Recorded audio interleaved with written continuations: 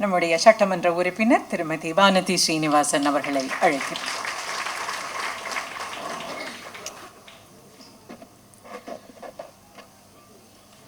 ஒரு கலகக்காரனின் கதை என்கின்ற இந்த நூலை வெளியிடுவதற்காக வந்து வெளியிட்டு இந்த நிகழ்விற்கு சிறப்பு விருந்தினராக வருகை தந்திருக்கும் பாரதிய ஜனதா கட்சியினுடைய தேசிய அமைப்பு பொதுச் செயலாளர் திரு BL சந்தோஷ்ஜி அவர்களுக்கும், மாநிலத்தினுடைய தலைவர் அன்பு சகோதரர் திரு அண்ணாமலை அவர்களுக்கும், சென்னை சிட்டிசன் ஃபாரமினுடைய தலைவர் அன்பு தம்பி திரு KT ராகவன் அவர்களுக்கும், சாணக்கியாவன்னை இன்னைக்கு தமிழகத்துக்கு ஒரு சாணக்கியராக இன்று தன்னுடைய சேனல் வாயிலாக பல்வேறு விதமான தகவல்களை இன்னொரு கோணத்திலிருந்து பார்க்க சொல்லிக் கொடுத்து கொண்டிருக்கும் திரு ரங்கராஜ் பாண்டே அவர்களுக்கும், அன்பு சகோதரர் திரு கோலாகல ஸ்ரீனிவாஸ் அவர்களுக்கும், டாக்டர் காயத்ரி அவர்களுக்கும், மற்றும் முன்வரிசையில் அமர்ந்திருக்கின்ற மற்றும் இந்த அரங்கத்தில் இருக்கின்ற பாரதிய ஜனதா கட்சியினுடைய அத்தனை மூத்த நிர்வாகிகள், வருகை புரிந்திருக்க ஊடக நண்பர்கள் அத்தனை பேருக்கும் என்னுடைய வணக்கத்தை சொல்லி, அன்பு தம்பி சூர்யா அவர்கள் இன்று ஒரு நூலாசிரியராக, அதுவும் இவ்வளவு ஒரு மிகப்பெரிய ஒரு விழா அரங்கிலே இன்றைய நிகழ்ச்சியினுடைய கதாநாயகனாக அமர்ந்திருக்கிறார் என்றால் அந்த அன்பு தம்பிக்கு முதலில் என்னுடைய வாழ்த்துக்கள். 2013ஆம் வருடம் அல்லது 12ஆம் வருடம் என்னோட வீட்டுக்கு ஒரு மாணவராக இந்த தம்பி வருகிறார். நான் பிஜேபி எனக்கு ரொம்ப பிடிக்கும், பூனேயில் லா காலேஜில் படித்தேன். நான் இங்கே பிஜேபியில் நான் அசோசியேட் பண்ணிக்கணும்னு ஆசைப்படுறேன் அப்படின்னு சொல்லிட்டு 2012 வீட்டுக்கு வரார். அதற்கு பின்பாக அரசியல் களம், அதற்கு பின்பாக அமைச்சருடைய உதவியாளர், அதுக்கு பின்பாக நேரடியாக அரசியல் களம், அரசியல் களத்திலே ஏற்ற இறக்கங்கள், தன்னுடைய வீட்டிலே இருக்கின்ற எனக்கு ஒரு மூத்த மகனை போல சில சமயம் நான் நினைப்பேன். ஏனென்றால் என்னோட குழந்தைகளோடு அவர் எப்போவுமே நெருக்கமாக விளையாடிட்டு இருக்க பார்க்கும்போது வீட்டில் இருக்கின்ற இன்னொரு மகனாக நான் பார்ப்பது பழக்கம். அந்த ஒரு மூத்த மகன் இன்று தேசிய அமைப்பு பொதுச் செயலாளரை, அவருடைய அந்த ஆர்வம் என்பது எப்போவுமே தேசிய அமைப்பு பொதுச் செயலாளர் தமிழ்நாட்டில் நம்மளுக்கு கட்சி அரங்கத்தில் அவரை பற்றி நிறைய தெரியும். ஆனால் பொதுவெளியில் இந்த மாதிரியான நிகழ்ச்சிகளை ரொம்ப குறைச்சலாக தான் கலந்துக்குவார். வழக்கமாக இந்த மாதிரி எழுதுபவர்களுக்கு மிகப்பெரிய ஊக்கம் கொடுப்பவர்.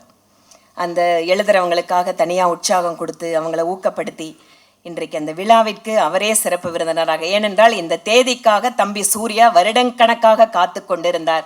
இன்று ஆர்கனைசேஷன் எலெக்ஷன் நடக்குது நாடு முழுக்க.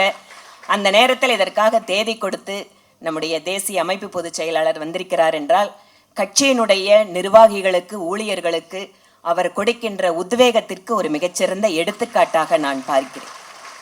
ஏனென்றால் எனக்கே தனிப்பட்ட முறையில் கூட ஹிந்தி தெரியாமல் ஒரு தென்னிந்திய நிர்வாகியை கொண்டு போய் தேசிய தலைவராக உட்கார வச்சோன்னா சில நேரங்களில் கூட்டத்தில் நான் பேச ஆரம்பிக்கும் போது உதவி சொல்லுவார், ஹிந்தியில் பேசும்பார். மனசுக்குள்ளே கொஞ்சம் கோபமாக வேற இருக்கும், என்ன ஹிந்தியில் திடீர்னு இப்போ தான் கற்றுட்ருக்குறோம் அப்படின்னு. ஆனால் அதனால் என்ன ஆச்சுன்னா சிறிது சிறிதாக எனக்கே உரையாற்றுவதற்கு ஒரு தன்னம்பிக்கை வந்துச்சு. அதற்கு பின்பாக நிறைய கூட்டங்களில் அவர் சொல்கிறாரோ இல்லையோ, மற்றவங்க சொன்னாங்க பரவாயில்லையே தமிழ்நாட்டிலிருந்து ஒரு ஆள் ஹிந்தி பேச ஆரம்பிச்சிட்டாங்க, ரொம்பலாம் அதிகமாக இல்லை கொஞ்சம். ஆனால் அந்த அளவிற்கு ஒரு கட்சி எப்படி ஒவ்வொரு ஊழியர்களுக்கும் அவர்களுடைய திறமைகளை வளர்த்துவதற்கான வாய்ப்புகளை கொடுத்து அவர்களை உற்சாகப்படுத்த வேண்டும் என்பதற்கு இந்த விழாவும் ஒரு எடுத்துக்காட்டு. பிஜேபி கட்சி எப்படி சாதாரண காரியகர்த்தர்களுடைய திறமையை கூட அங்கீகாரம் செய்கிறது என்பதற்காக இதை சொல்கிறேன். கலகக்காரனின் கதை வீர சவர்கர் தன்னுடைய வீரத்திற்கும் தியாகத்திற்கும், அதிலும் குறிப்பாக தமிழகத்தில் அதற்கு பொருத்தமே இல்லாமல் பல்வேறு விமர்சனங்களை, தவறான விமர்சனங்களை தாங்கிக் கொண்டிருக்கக்கூடிய ஒரு நபராகவே இன்று வரை அவரை நாம் பார்க்கிறோம்.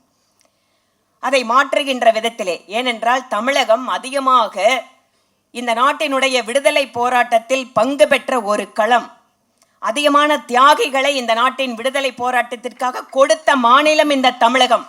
ஆனால் திட்டமிட்ட ரீதியிலே, அரசியல் ரீதியாக தமிழகம் ஒரு தனி அடையாளத்தோடு இருக்கிறது. இது தேசத்தினுடைய மற்ற சிந்தனை போக்கிற்கு மாறுபட்டு நிற்கிறது என்கின்ற பல்வேறு விதமான விஷம பிரச்சாரங்களில் இந்த சாவர்கர் அவர்களுடைய கதையும் ஒன்று, அவருடைய வாழ்க்கை வரலாறும் ஒன்று. அதனால் சரியான பார்வையிலே வரலாற்றை உண்மையாக மக்களுக்கு சொல்ல வேண்டும் என்பதற்காக ஒரு சீரிய முயற்சியை அன்பு தம்பி சூர்யா அவர்கள் இன்று எடுத்திருக்கிறார். இந்த நூல் என்பது வீர சாவர்கர் அவருடைய வரலாற்றினை, உண்மையான வரலாற்றினை தமிழக மக்களுக்கு அறிமுகப்படுத்துகின்ற முயற்சி. எத்தனையோ ஆயிரக்கணக்கான நபர்கள் நம்முடைய கண்களுக்கு தெரியாமல், அவர்களுடைய தியாகத்தை பற்றி வெளியே தெரியாமல் எத்தனையோ பேர் இந்த நாட்டுக்காக தங்கள் வாழ்வை அர்ப்பணித்திருக்கிறார்கள். ஆனால் தன்னுடைய வாழ்வை கொடுத்தும் கூட அதை தவறான விதத்தில் ஒரு தலைமுறைக்கெல்லாம் சொல்லிக் கொண்டிருக்கின்ற வேலையை இதற்கு முன்பாக அரசாங்கத்தில் இருந்தவர்களும் செய்து கொண்டுதான் இருந்தார்கள். வீர சாவர்கருடைய உண்மையான வரலாறு என்பதும் அந்த மாபெரும் தியாகியினுடைய அந்த புனிதமான அந்த வாழ்க்கைக்கு அங்கீகாரம் என்பது பாரதிய ஜனதா கட்சி மத்தியிலே ஆட்சிக்கு வந்ததற்கு பின்பாகத்தான் நடைபெற்றது. அவருடைய பெயரிலே விமான நிலையம் முதல் கொண்டு இன்று காலம் கடந்தாலும் பாரதிய ஜனதா கட்சி இந்த நாட்டிற்கு தியாகம் செய்தவர்களை, உழைத்தவர்களை அங்கீகாரப்படுத்தி கொண்டே இருக்கிறது. அதற்கு சாவர்கரும் ஒரு உதாரணமாக இருக்கிறார். இன்று தமிழகம் ஒரு கடினமான சூழலில் இருக்கிறது. இங்கு திராவிட மாடல் என்கின்ற பெயரிலே நாட்டினுடைய ஒற்றுமைக்கு எதிராகவும், இந்த நாட்டு மக்கள் அனைவரும் ஒன்றாக இருப்பது என்கின்ற இயல்புக்கு மாறாகவும் ஒரு அரசியல் சித்தாந்தத்திற்காக தமிழகத்தினுடைய மக்களுடைய மனதை மாற்றுகின்ற முயற்சியில் இறங்குகின்ற இந்த காலகட்டத்தில் வீர சாவர்கருடைய இந்த நூல் என்பது காலத்திற்கு மிக மிக தேவையான ஒன்று. அன்பு தம்பி சூர்யா அவர்கள் மிகச்சிறந்த எழுத்தாளர். இந்த புத்தகம் மட்டுமல்ல, அவருடைய பல்வேறு கட்டுரைகள், இன்னும் கூட சில நூல்கள் எல்லாம் இருக்கிறது. வடகிழக்கு மாநிலங்களை பாஜக வென்ற கதை என்கின்ற புத்தகம் எல்லாமே அவருடைய எழுத்து திறமைக்கு சான்றாக இருக்கிறது. வழக்கமாக அரசியல் மக்களுடன் நெருக்கமாக இருப்பது வெற்றிகரமான அரசியல் என்றாலும் கூட அரசியல்வாதிகள் எழுத்தாளர்களாக, மிகச்சிறந்த பேச்சாளர்களாக அந்த திறமையும் சேருகின்ற பொழுது அது ஒரு முழு பயனை இந்த சமுதாயத்திற்கு கொடுக்கும். அந்த வகையிலே அன்பு தம்பி சூர்யா அவர்களுடைய வருங்காலத்திற்கும் அவருடைய அரசியல் வெற்றிக்கும் இந்த நேரத்தில் வாழ்த்துக்களை தெரிவித்துக் கொண்டு விடைபெறுகிறேன். நன்றி, வணக்கம்.